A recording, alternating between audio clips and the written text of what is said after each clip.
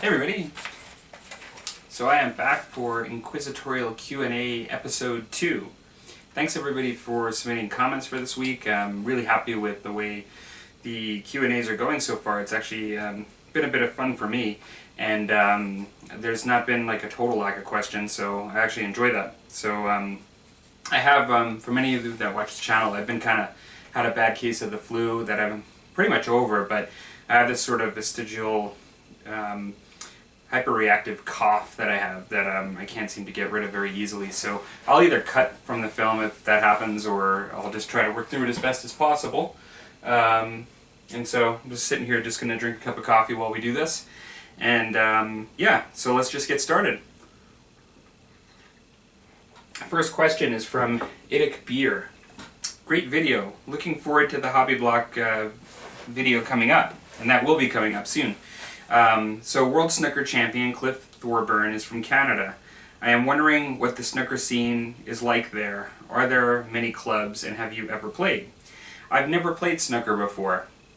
I hate to say I don't really even know completely what it is. My frame of reference is, so I'm from the US originally, East Coast, even though I am a Canadian as well and live in Western Canada with my family.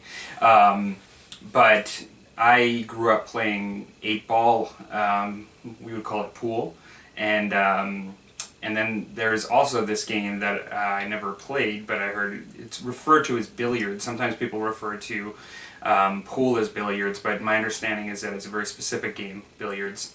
And I don't know how close billiards is to snooker. But yeah, like, this is an area that I really don't know at all. I mean, really, pool for me would just be a game just to go grab a pint or something like that when I was in high school, college, afterwards. And occasionally when I go out for a drink with my wife, like on the rare occasion, like we'll actually shoot a game of pool as well. But that's about as far as it goes, Nick, for me. So good question, and apparently there is a champion here that I'm not aware of. So yeah. So Smitty, sorry about how I worded that, buddy, and I think he's referring to last week. Just a question from last week. Here are my questions for next time. What game would you like to try this year? New to you? Question mark. Also, since you mentioned the wargaming ADD, which I have as well, what project do you have sitting that you'd like to finish next? Well, the one that really stands out to me as far as a game that's new to me, that will be new to me for this year that I want to try, is the Marvel Universe miniatures game. And so I have purchased it. I mean, I'm waiting for it to come. But that, I would say, is really the only game I'm planning on getting into for this year, 2016. Like, I have to, because of my hobby ADD, I have to limit myself as, to how much I get into. So unless like some game comes out for some sort of genre, that I just can't resist, that I don't know about now, that's really the only thing I'm planning on doing this year differently. Everything else will be my historicals that I already play, 40K, things like that. What project do you have sitting that you'd like to finish next? Well, there's a lot of those, and finish is a bit of a hypothetical word for me when it comes to projects, just because there aren't too many things that I just have like a defined starting point and ending point and then it's done. Usually it's a game and there's like other things I want to get, or I have like a stockpile of stuff for. So I have things I want to make progress on, and there's not just one that's definitive. I mean, I do want to pick up again and do my Warhammer Fantasy Orcs and Goblins that I picked up last year. I just have a desire to paint those, and so that would be something that I want to do. Very soon I'll be starting the Idic Beer Get It Painted Challenge, Imperial Knight that I talked about and did a video for, and I'll be likely just doing a build for that first, and then some time will go by when I do some other projects and I'll be doing some painting on it, and it's going to be something I'm going to be doing. I mean, I'm hoping to have it done way before the end of the year, even though it is like a year to do it, but it is something that I'm just going to be kind of working on through over time. And then besides that, I mean, Saga, I'm not planning on going out and getting another Saga army right away, and so I have a little bit more to do for Saga, and I am looking forward to kind of getting that ready so I can just use what I have and play with everything that I have for Saga. So yeah, I guess that's the best that I can answer that. Not really definitive, I know. Okay, Ralph Astley. That was a great first Q&A. By strange coincidence, Texas Rising is screening in the UK now. I'm actually watching your video while recording the latest episode. Just skipping ahead to where the question is, have you ever started a project simply on the basis that you really like a range of figures and have no previous interest in the period? And if so, what figures were they? And this question related to how I talked about how usually I get into projects based on the background and either historical or fantasy. That's the rare situation that I actually get into a game or a line of figures purely because I like the way they look. Because I don't have any previous experience or interest in the background, but it's purely based on the way they look. That has happened to me once. And the only time I think it's happened to me was with Infinity. It may not be the greatest example, because I don't play much Infinity or any at all now, but I really liked the models for Infinity. And then once looking into it, I did really like the game too. And I have to say, Infinity is an excellent game. I have a lot of respect for Corvus Belli as a company. I think that they created a really, really good game. It never really picked up in my local area as I would have liked it to. And because the game was fairly complex in its rules, picking it up every few months meant relearning the game every few months for me. And so that's why I've really mostly put it aside. It has nothing to do because it's a bad game, and I really do like the models. It's actually kind of cool. So I would say Infinity, Ralph. That would be the one that I really liked the models, and it just drew me to it. And then from there, I kind of looked into the background a bit. They're developing some pretty good background fluff for that game over time, and so I expect that that's going to be around for a while. Athleth or Tristan, an adequate answer. Good round of Q&A. I'll be here for the next one. So here's my question: air support, artillery support, or armored support? These things are actually quite good, where you're forced to make a decision on three things that are actually quite good or useful. I would say armored support. Armored support primarily because who doesn't like tanks? And also just there's almost nothing like having something right there with you, like your big buddy, to protect you when you're faced with other tanks or something like that. I can imagine you see guys running behind tanks for cover, that was a fair bit of security when there were bullets flying. That's my heart talking. If my brain was talking, I might say air support or something like that, because it's what you can achieve with that militarily, but I'm going to say armored support. It's the tanks. The Jankmaster. Are you familiar... Oh, wait, start. Nice vid, Palmer. Flames or Canucks? Are you familiar with Grotz Gaming Club? Are you familiar with Malorian? Okay. Flames or Canucks? Being that I'm from Calgary, I'm still going to say that's a really hard one. This requires a very simple answer, and for those of you that maybe in the UK, this is referring to NHL hockey. It'll be Flames, because that's the home team. But every city I've lived in my life, and I've lived in a few. So I lived in Long Island, I lived in Buffalo, New York, I've lived in Raleigh, North Carolina area, I've lived in Calgary. Every single one of them has had a professional hockey team. So whether I've lived in the south of the US or the north of the US or Canada, all professional hockey teams. And when I grew up, it was the Islanders during their reign of 4 Stanley Cups. And so I enjoy hockey. I'm not a huge hockey fan, but I enjoy hockey. I've always watched it consistently in my life. I'm probably the first time in my life somewhere where I've disconnected completely from the team. I don't mean, when we moved here, they were on their run for their for their second Stanley Cup. They were trying to go against the Tampa Bay Lightning. It was an awesome series, and I was really pumped. Like, we were literally in the moving trucks driving across the U.S. to Canada and watching hockey.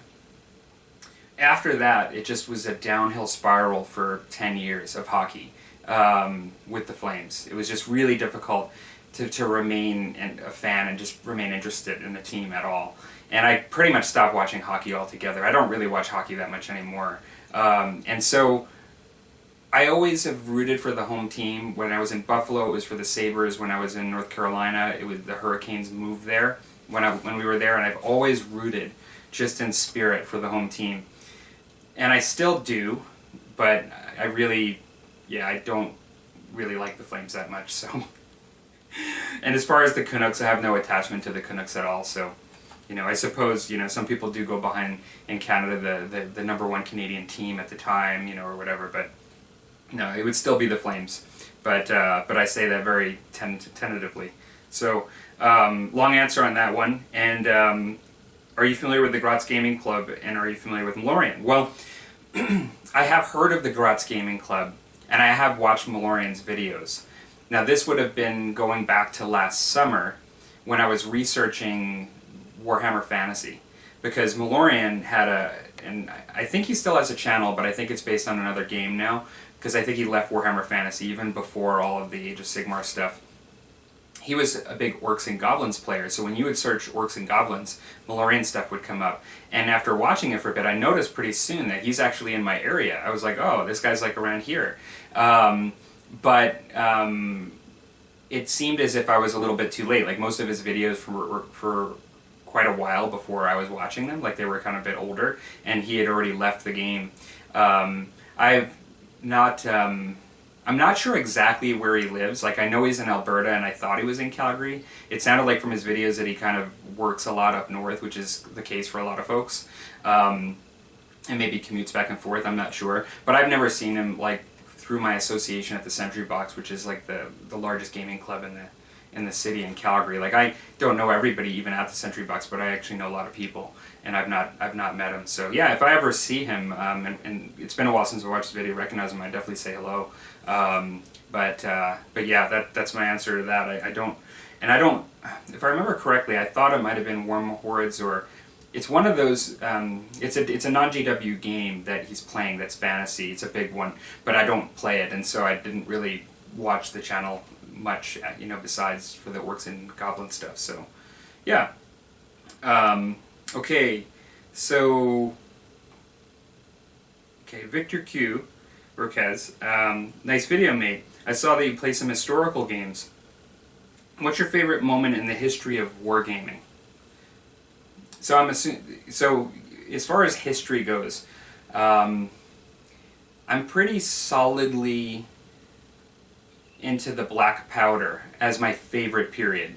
I'm enjoying doing this Dark Ages stuff, and I love, like, watching Vikings. It's like my favorite show on TV. And I like the World War II stuff, but I've been quite open about how it's not my favorite period in history. And I don't mean that from, like, because I have some sort of philosophical disagreement with it or anything like that. It's just, I actually enjoy it, but it's not my favorite. Like, the game bolt action I love, and that's part of it, is that it takes what I like of World War II and just, like, amps it up. Like, it makes it so much fun.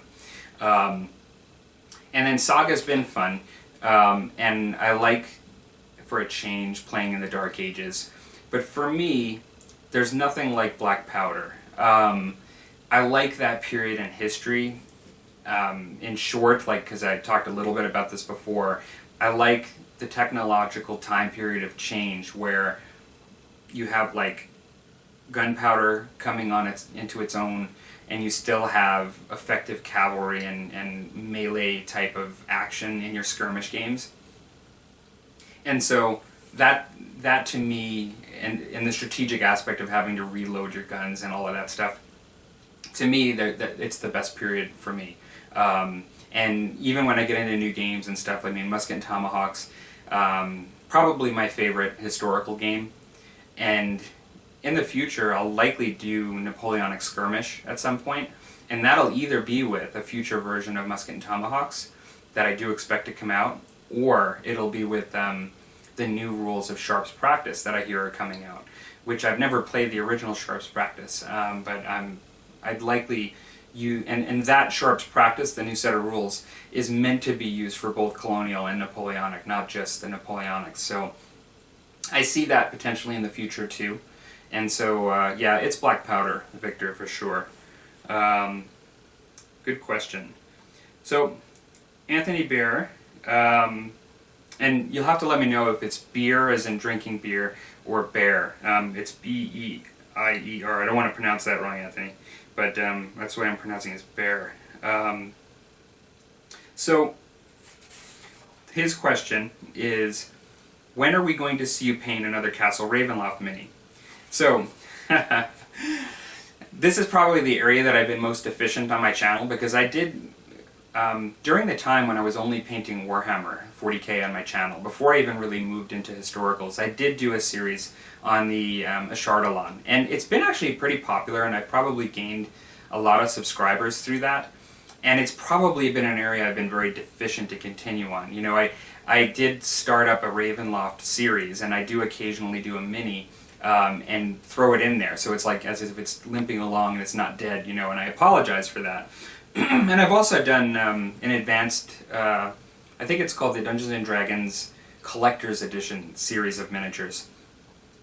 I will probably always be doing a little bit of D&D painting on the channel, and it's just for nostalgic reasons, you know, because I really like the world, and it was a big part of my youth as far as me getting into gaming.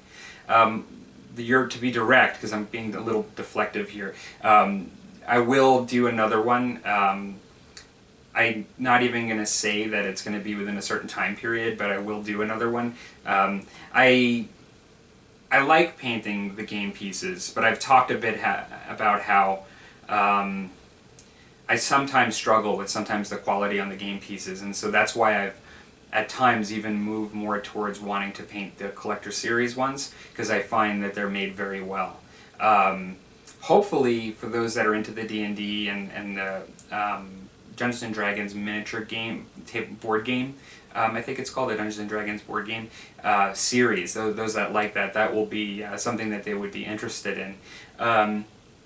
But I have a fair bit that I want to do that's on my plate at the moment, and I don't know exactly when that will happen. And so it'll definitely come up in the future. I can tell you for sure that where my interest is there, and really where my painting goes is really just where my interest is in my head at any one point. And for those of you that have your own channels that kind of wonder what you should be doing, or if like you're trying to gain subscribers, or is this just like a hobby channel that you're just documenting what you do and you don't really care about getting subscribers, I'm kind of at a point now where I really only paint what I want to do. I mean, there's rare instances where I want to get into a game and I feel the pressure that I need to paint. To some degree, that is a little bit with Saga, because as much as I want to paint the Saga stuff, I also want to get it on the table so I can play the game. And that's about as close as it comes to feeling that I need to paint something. Beyond that, at this point, it's all just because I want to do it. And that's what keeps me interested, and it keeps my productivity up. And so it's nothing against any one particular game I have that I'm not painting my stuff. I've taken a break a bit from 40k, and that will be coming up again soon too, is painting more 40k. But I just only go with really what I want to do, just because that's what really keeps the hobby alive and my channel alive. It's just, you know, and interested in doing it. It's just because you just focus on what you want to do at that moment. And I can't say when I'll want to do it again, but I definitely will.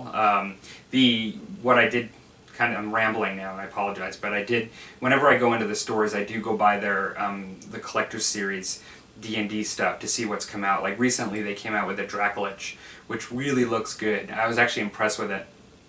It's not really priced any higher than the other stuff that I paint, but I do sometimes look at the price tag and I'm like, whoa, that's kind of a fair bit of money. And then I'm like, well, yeah, but you know, like your Imperial Knight was like 3 times the price of that, or whatever. I really want to do that Red Dragon, and so at one point I'm going to probably try to get my hands on that Red Dragon, and I'll paint that up. And so hopefully folks that are into the D&D stuff that had followed my original series, the Ashardalon, and the second one that I started, the Ravenloft, will be interested in that. So yeah, no, Anthony, you've been like a really tried and true veteran of the channel, sticking around, despite the fact that the D&D stuff is like, I know your favorite stuff, and so I appreciate you still sticking around. So for sure. So thanks for your comment. Okay, so Mr. BM Builder. Great channel for those of you that don't know about his channel. He does a lot of scale modeling, not as much, I don't believe, on the wargaming side, but the thing that's interesting is he does actually a number of things that you would see in your wargaming, whether it be 40K or even World War II, like, and I've even seen him do like comic stuff, so like he crosses a lot of the genres that I actually do for wargaming, but just as like a scale modeler. I suggest you check out his channel. He writes, "Can you tell me if you agree? But lately, when I have bought a Citadel Games Workshop paint, I have opened and thought this looks used or partly empty, but it's new. Has this happened to you?" He also says, I just tried Joe Sonya's Carbon Black and love it. I just find it interesting as model color range has the eyedropper lid, and Joe Sonya's you just pour it out. So I can't say that I have heard that happen to people where they open up a Games Workshop pot and it's dried out. But I can't say that that's happened to me. I'm not wed to any particular paint range. I use ones that I've become familiar with, and I think we all do that to a degree. You kind of get into a groove of what you're used to, how you do with your paints and things. And I use a selection that primarily is GW, but then also equally, if not more, also Model Color by Vallejo. And then I use the Vallejo Model Air, and to a very small degree their Game Color line for select paints too. And I would say, and I'm sorry I'm like looking off here, but I'm not staring into space, I'm looking at my paint rack. I'd say that is almost exclusively what I use. I've heard good things about Privateer Press, like in the model hobby side. I've just never used them, but I suspect that they're quite good from what I've heard from people. But yeah, and so I guess to answer your question, to address your comment too, is my experience with artist paints is mostly with oils, because I do use oils to a degree for techniques. But then when you go into acrylics, it's the lower end that I use for terrain stuff, like your craft paint, which is really, really low pigment ratios compared to our hobby stuff that we use on the models.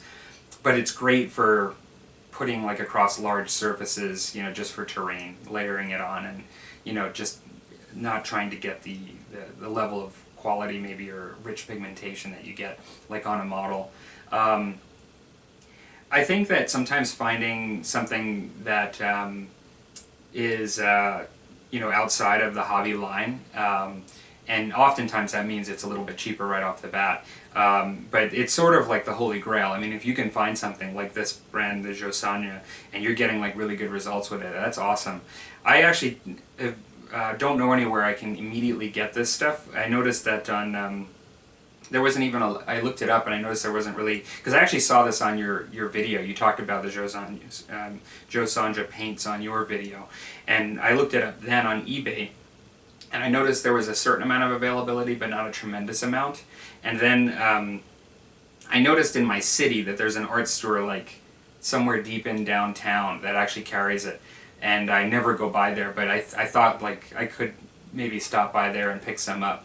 And so I might do that in the future. I don't know exactly when, but I've never tried this Joe Sonia brand, and it doesn't seem to be the most accessible for me to get. But I'll tell you, I mean, oftentimes, I can't think of an example off the top of my head, but there have been times where I've discovered something that works really good, that's half the price if not less, and there's no difference in quality than in our hobby-related product. And yeah, like that's really the holy grail, because oftentimes, as soon as you market it within the miniature range, like stuff just goes up in price tremendously. It just, that's just the way the business works. It's more of a niche market versus using it for construction or something else, like it just, the price points are just completely different. All right. Mini Warzone. Um, Question: what is the main thing for you that gets you into a different game? Model aesthetics, mechanics, or fluff?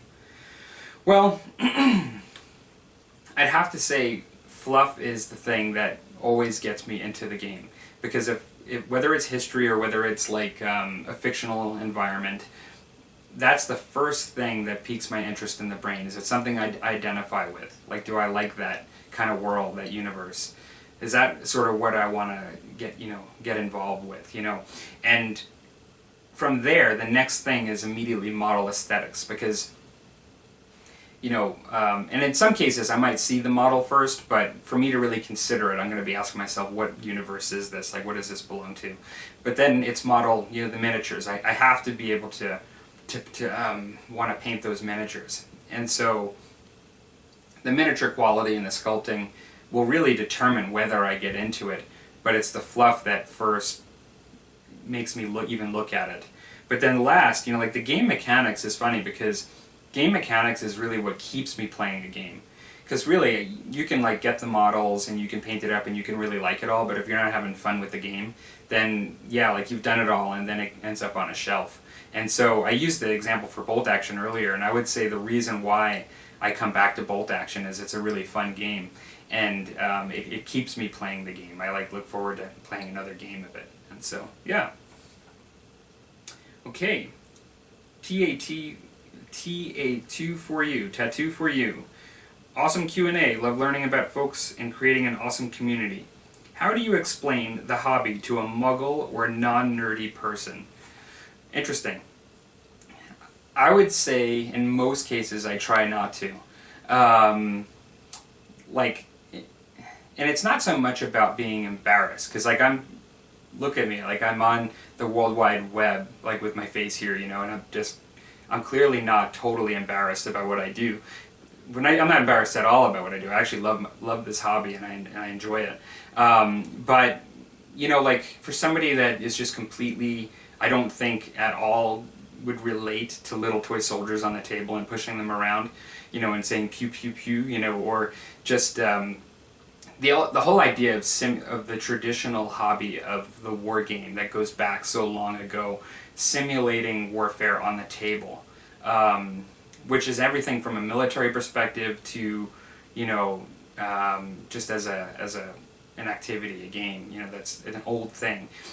It's probably always been a bit of an underground thing, and or very specific, very specific application. I don't really try to explain it to folks most of the time. If it's somebody that I'm pretty good friends with, or have become kind of friends with, whatever, and they ask questions, and they already would have to show me that they're interested in something tangentially related to it.